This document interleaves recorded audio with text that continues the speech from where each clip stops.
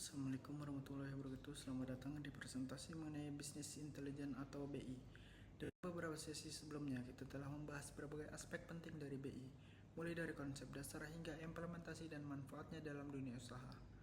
Pada kesempatan ini, saya akan menyampaikan ringkasan materi dari sesi 1 hingga sesi 7 yang bertujuan memberikan pemahaman menyeluruh mengenai bagaimana BI bekerja dan bagaimana hal tersebut dapat diterapkan secara efektif dalam pengambilan keputusan bisnis.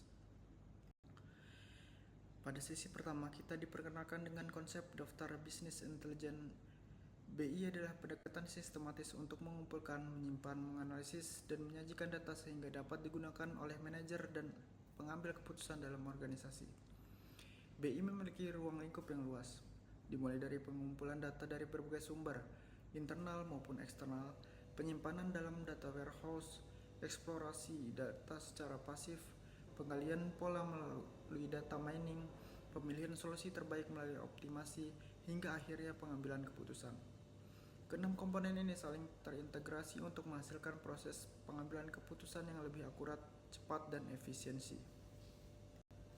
Dalam sesi kedua, kita mempelajari bahwa BI tidak hanya sekedar penggunaan alat teknologi, tetapi merupakan pendekatan manajerial yang berorientasi pada pemanfaat dan data. Konsep ini menekankan kepentingan informasi sebagai dasar utama dalam pengambilan keputusan. BI mengolah data historis dan juga data real time agar organisasi dapat melihat tren, memahami kondisi saat ini, serta memprediksi peristiwa di masa depan. Dengan begitu, organisasi mampu membuat strategi yang lebih tajam dan responsif terhadap perubahan pasar, menciptakan keunggulan kompetitif di tengah persaingan bisnis. Sesi ini menunjukkan bagaimana BI telah digunakan secara luas dalam berbagai sektor industri. Dalam dunia retail, BI digunakan untuk menganalisis perilaku konsumen, merancang promosi, dan mengelola stok. Di sektor keuangan, BI membantu mendeteksi penipuan dan mengelola risiko. Dalam manufaktur, BI digunakan untuk memantau kualitas dan efisiensi produksi. Berbagai studi kasus menunjukkan bahwa perusahaan yang mengadopsi BI secara serius mampu meningkatkan efisiensi operasional, mengurangi biaya, dan membuat keputusan yang lebih tepat waktu. Sesi keempat membahas bagaimana BI mendukung proses pengambilan keputusan dalam organisasi. BI memberikan informasi berbasis data yang dapat digunakan untuk pengambilan keputusan strategi jangka panjang, keputusan taktis oleh manajer menengah, dan keputusan operasional di tingkat harian.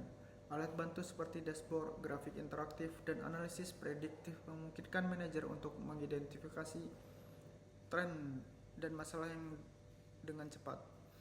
Dengan BI, organisasi beralih dari pengambilan keputusan yang intuitif ke pendekatan berbasis bukti dan data. Strategi sistem informasi sangat penting agar BI dapat diimplementasikan secara maksimal. Dalam sesi ini, kita belajar bahwa penerapan BI tidak dapat dilakukan secara sembarangan. Diperlukan perencanaan yang matang, mulai dari infrastruktur teknologi informasi mendukung, ketersediaan sumber daya manusia yang memahami teknologi dan analisis data, serta komitmen dari manajemen puncak untuk menjalankan strategi BI secara menyeluruh dan konsisten. Tanpa sinergi antara ketiganya, penerapan BI akan menghadapi hambatan besar dan hasilnya tidak optimal. Dalam BI, data adalah komponen yang sangat krusial. Sesi ini menekankan pentingnya kualitas dan pengelolaan data. Data yang digunakan bisa berasal dari sistem keuangan, logistik, media sosial, maupun interaksi pelanggan. Namun data ini harus disatukan, dibersihkan dari error atau duplikasi, dan disimpan dengan aman. Tantangan seperti integrasi antar sistem, pemeliharaan kualitas data, serta perlindungan terhadap kebocoran informasi menjadi isu yang harus dibatasi agar BI dapat berfungsi secara maksimal. Sesi ini membahas komponen dan tahapan dalam siklus BI secara rinci.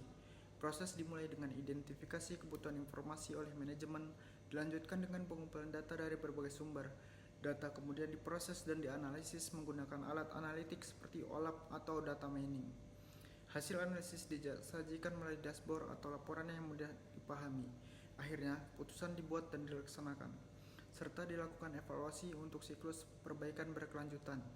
Dengan mengikuti tahapan ini secara sistematis, BI dapat mendukung organisasi untuk lebih adaptif dan tanggap terhadap perubahan. Terima kasih atas perhatian dan partisipasinya dalam presentasi ini. Semoga materi yang saya sampaikan dapat menambah pemahaman kita semua mengenai pentingnya bisnis intelijen sebagai alat bantu dalam pengambilan keputusan yang lebih tepat, efisien, dan strategis.